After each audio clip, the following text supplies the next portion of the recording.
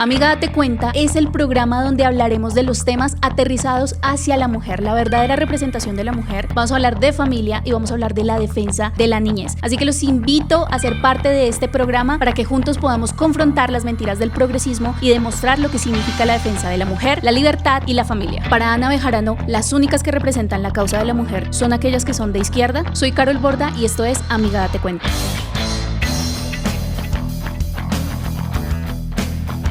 La periodista Ana Bejarano escribió una columna en Los Danieles que se llama La hija Paloma. No soy defensora de Paloma, todos saben que mi voto es por Abelardo de la Espriella, mi apoyo es irrestricto hacia Abelardo de la Espriella, pero este artículo me parece totalmente irrespetuoso con las mujeres que hemos hecho un trabajo no solamente de representación, sino lo que significa la defensa de la mujer. En su trino afirma que la candidata Paloma Valencia no es feminista, ni la presidencia sería un triunfo para la causa de las mujeres. Representación femenina y feminismo son cosas diferentes, como si el representar a la mujer fuera algo que solamente le perteneciera a la izquierda. Y me parece muy curioso viniendo de alguien como Ana, teniendo en cuenta sus apoyos y sus amores con el gobierno Petro, que realmente se ha caracterizado por ser misógino, ser irrespetuoso de la mujer. Personas como Holman Morris, a la cual no le ha cuestionado absolutamente nada. Y me llama la atención una parte de la columna donde menciona especialmente sobre Paloma Valencia. Dice, aunque uribista rabiosa, que esto es un poco chistoso en el movimiento feminista, siempre a las mujeres las acusan de cantaletosas, aireadas cuando se trata de defender sus causas y critican a los hombres que les dicen que son este tipo de mujeres, pero ella con ningún reparo dice que es una uribista rabiosa refiriéndose a otra mujer por defender causas distintas a la de ella. Valencia es una mujer educada que conoce la lucha feminista y sabe lo que ha logrado y lo que ella misma le debe, pero resulta tan incomprensible su ingratitud con esa causa y en algún momento habla como ella supuestamente tiene amistad con candidatos que son pederastas, alguna relación con los archivos Epstein, y dice las niñas víctimas de Epstein no merecen su consideración. Sin embargo, es importante resaltar que al parecer las víctimas del gobierno Petro tampoco merecen la consideración de Ana Bejarano. Los misóginos que han estado, por ejemplo, como gestores de la paz total, como Taladro, que fue acusado de abusar sexualmente de más de 200 niñas. Al parecer, este tipo de cosas no le parecen una amenaza para la causa de las mujeres en la presidencia de la República. Sin embargo, esto es lo verdaderamente importante en el feminismo. El feminismo le importa ser una causa vigente. El feminismo necesita que lo necesites, mostrarse como tu salvador. Y por eso todo el tiempo te presenta como que le debes algo, que tu opinión es gracias a que el feminismo hizo algo por ti. Pero aquí les vengo a traer un poquito de historia, porque en España especialmente se dieron discusiones sobre el voto femenino y precisamente quien se opuso a que las mujeres pudiesen votar en España fue una mujer de izquierda y socialista. Cuando Clara Campoamor y Victoria Kent estaban dando los debates como diputadas y estaban debatiendo sobre si debería existir el voto femenino o no, Victoria Kent, una mujer de izquierda, decía que no deberíamos permitir el voto a las mujeres porque eran mayoritariamente de derecha y iban a terminar votando a la derecha, influenciadas por la iglesia, por sus esposos, y por esa razón no se debería habilitar el voto femenino. Esta opinión o estas formas de siempre apropiarse de la causa de la mujer no es nuevo. Al parecer hoy solamente le importas al feminismo, al parecer solamente es válido tu activismo o tu causa femenina si solamente eres de izquierda, solamente es válida tu causa de los hombres si eres de izquierda, que ni se te ocurra ser negro y de derecha, porque si no, tú no representas estas verdaderas causas y terminan apropiándose de lo que significa la defensa de la mujer. Ahora, me parece totalmente curioso que esto es totalmente discriminatorio. Al parecer estas mujeres no deberían tener un espacio en la política. Tal vez mujeres como yo, mujeres que fuimos electas también en el Congreso de la República con casi 60,000 votos, representando mujeres que son pro vida, que defienden la familia, mujeres que, ¿por qué no?, piensan que dedicarse al hogar también es una función aceptable, válida, legítima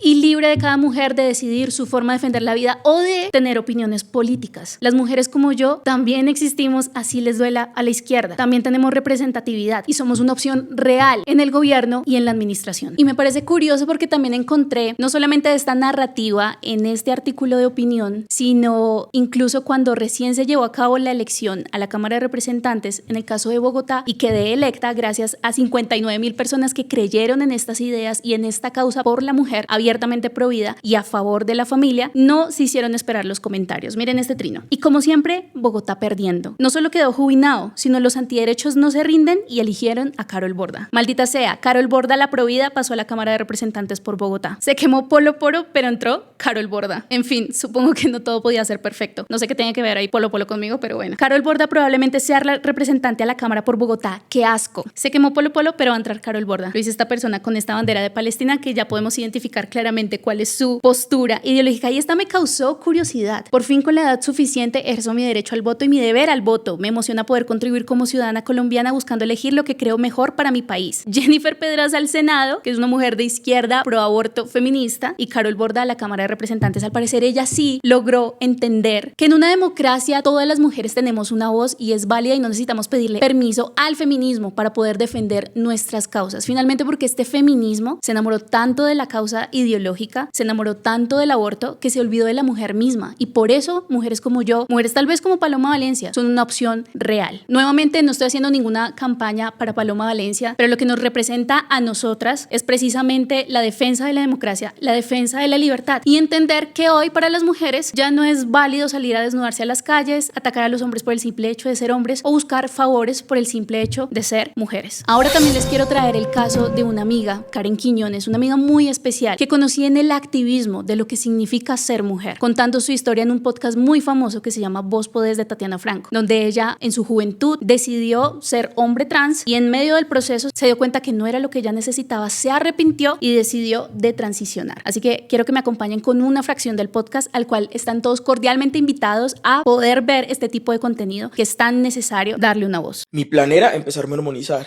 Ok. Mi plan era empezarme a hormonizar y eso es lo que sucede. Hacer una transición a hombre. Hacer una transición a hombre.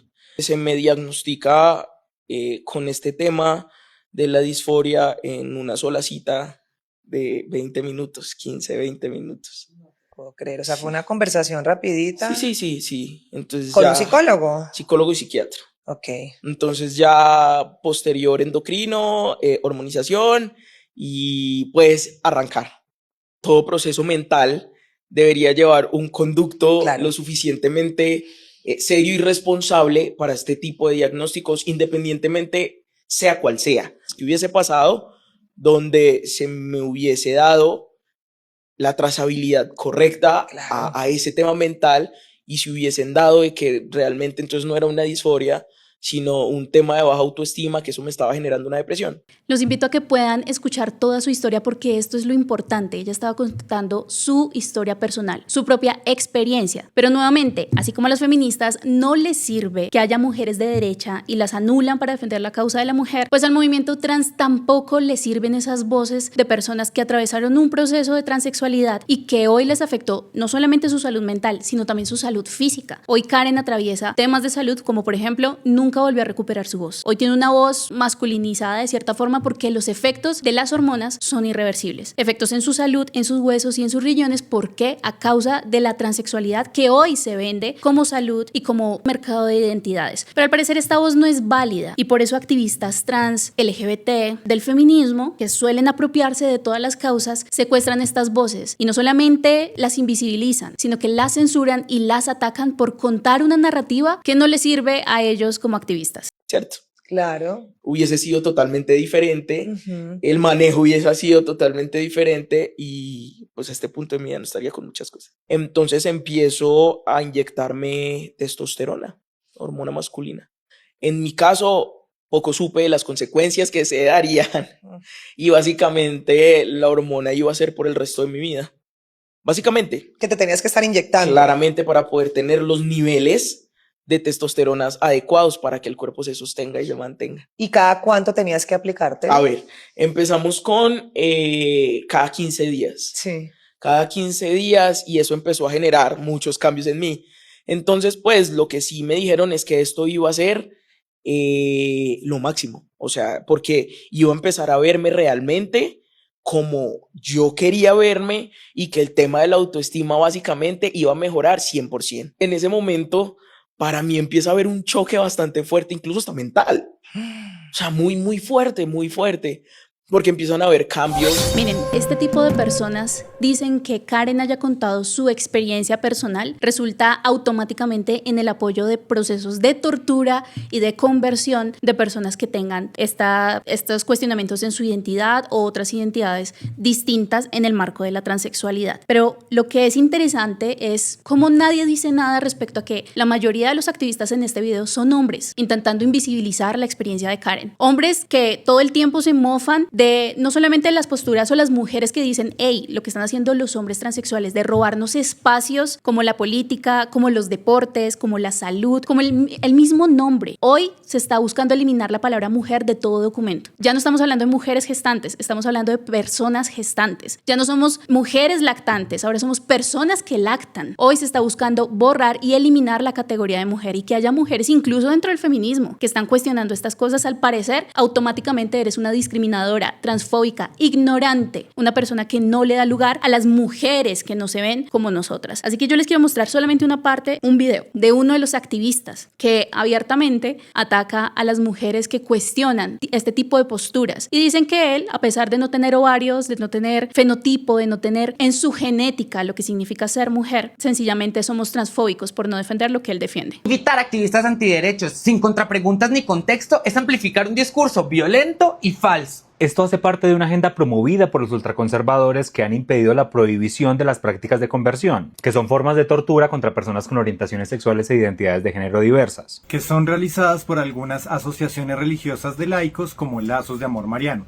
de la cual hace parte Karen Quiñones, la activista que lleva a Tatiana Franco a un espacio que llega a miles de familias y que pone en peligro a las infancias LGBT que crecen en esos hogares. En el Congreso, Lorena Ríos de Colombia Justa Libres y Luis Miguel López y Óscar Mauricio Giraldo del Partido Conservador, también miembros de Lazos de Amor Mariano, se han encargado de desinformar, atemorizar y utilizar el testimonio de Karen para que su organización siga realizando estos lavados de cerebro, al que la mayoría de personas llegan contra su voluntad en la infancia o adolescencia. Karen se llama a sí misma embajadora de la verdad, pero su historia no para de cambiar. En su primera entrevista dijo que su infancia transcurrió con total normalidad. En sus testimonios e incluso ante el Congreso, Karen afirmó que un colectivo LGTB la indujo a hormonarse durante 7 años y sin la información necesaria. Oiga, Karen es a la única que el sistema, las autorizaciones, los acompañamientos y todo lo demás le funcionó con rapidez. ¡Qué curioso! Que diga a ver cuál es la EPS, para pasarnos todo de una vez. Otra cosa es que los tránsitos no van de un punto A a un punto B. La retransición es un proceso que se da muchas veces por presión social, económica o de experiencias particulares de personas trans. Aquí el problema no es que ya haya cambiado, porque todos cambiamos. El problema es la manipulación detrás del relato, porque decir detransicioné instala la idea de que hay un error por corregir. Sencillamente aquí vemos una persona que busca desconocer totalmente la biología. Puede ser 2026, pero si todavía existe un consenso, es que solamente existen 2 sexos, femenino y masculino. Y aunque hay personas con algunos tipos de anomalías a nivel intersexual, eso no significa que propiamente sea una persona de un sexo o del otro. Así que lo que yo veo aquí es misoginia o transmisoginia. Yo lo que veo aquí es un hombre diciéndole a una mujer que debería callar su experiencia solamente porque no le sirve a su ideología. Y veo un hombre todo el tiempo decir que es algo que no es, para desconocer los lugares que tanto le ha costado a las mujeres alcanzar. Recordemos en el caso de México, donde se estableció una cuota trans en política y resultó que muchos hombres dijeron que iban a ser transexuales y al momento de la elección ganaron por esa cuota trans y terminaron dejando ningún espacio para las mujeres, solamente diciendo que eran trans. Así que lo único que busca esta agenda es eliminar a la mujer de los espacios que supuestamente el feminismo nos ha generado, y el feminismo es el que le está dando poder a todas estas ideologías. Y por último quiero hablar de un caso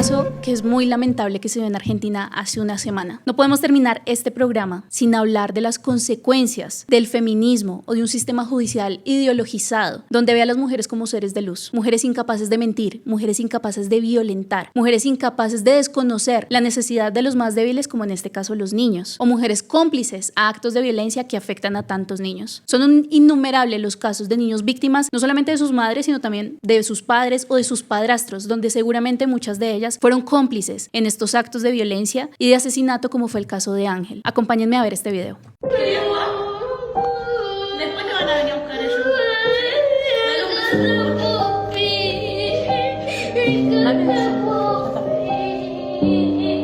Así como yo le dije, ustedes están dejando que a mi hijo le va a pasar algo con esa mujer, le va a pasar algo. Esta muerte tan terrible, ¿no? En tan solo 4 años.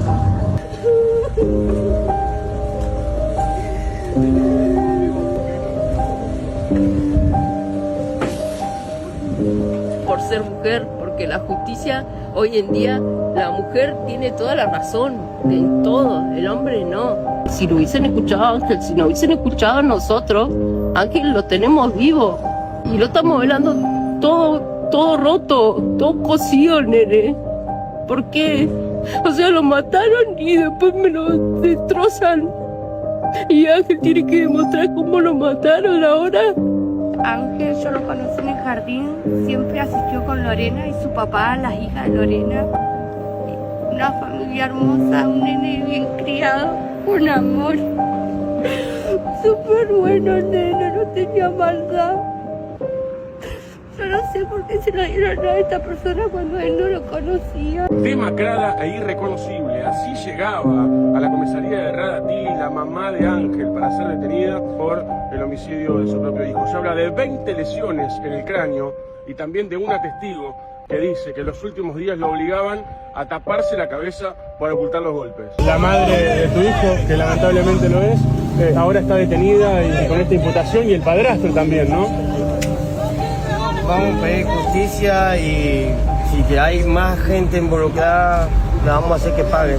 Este caso de Ángel se suma a un caso de hace unos años de Lucio Dupuy, un niño que también vivió un tema complejo en su familia y la custodia resultó con su mamá. La mamá tenía una pareja femenina, era lesbiana, y Lucio enfrentaba distintas formas de maltrato, de tortura, por el simple hecho de ser niño, porque al parecer la mamá y la novia tenían una fijación porque era niño y no niña. Estos son solamente casos que demuestran la ideologización de un sistema que favorece a la mujer, pero que también desconoce la voz del niño, que en distintas ocasiones mencionó que no quería estar con su mamá, a la cual hace mucho tiempo no veía y al parecer tenía antecedentes de maltrato con el niño. Y ni hablar del padrastro. Tantos casos, tanto en Argentina como en Colombia, de niños que sufren en manos de muchos de sus padrastros, en manos de sus madres. Y aquí en Colombia también tenemos el caso de un niño que fue violentado por la pareja femenina de la madre de un menor. Así que estos son solamente las muestras de un sistema que no favorece la igualdad ante la ley, porque hoy se tienen más privilegios por el simple hecho de ser mujer. Hoy se desconoce a la niñez y la niñez en Colombia está en riesgo, amigos. La niñez en Colombia, sencillamente, si no es maltratada, si no es abusada, si no es hormonizada, confundida en su identidad, también es violentada, también es abandonada, existe la negligencia y por otro lado también es reclutada o secuestrada por grupos armados. La niñez en Colombia está en crisis y es necesario que esas mujeres que mostramos una defensa distinta de lo que significa el rol de ser mujer, madre, defensora de la vida, nos levantemos para poder generar estas causas y darles una voz importante a la niñez. Bueno, y en otras noticias, a pesar de estos hechos tan lamentables y tan denigrantes como lo que sucedió con Ana Bejarano y lo que para ella representa la defensa de la mujer, vamos a pasar a una sección que se llama No soy yo, eres tú.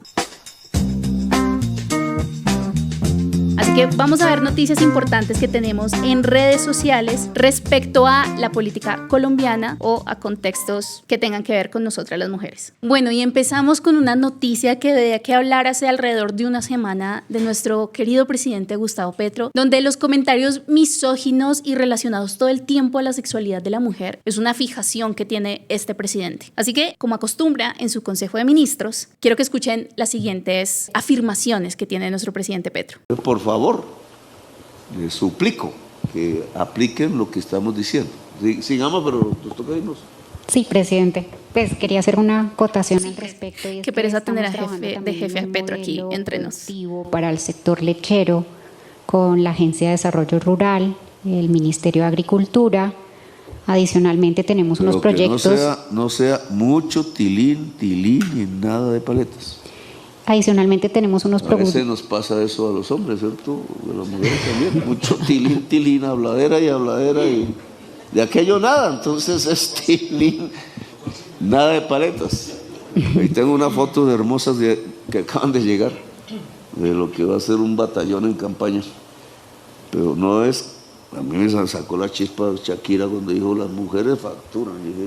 El cuerpo no se vende, porque es de la vida, no del mercado. Ni por poquito ni por mucho, porque se vuelven esclavos y esclavas. Por Dios, clítoris amarrado al cerebro y pene amarrado al cerebro. ¿Quién dijo que es pecado decir los nombres científicos por su nombre?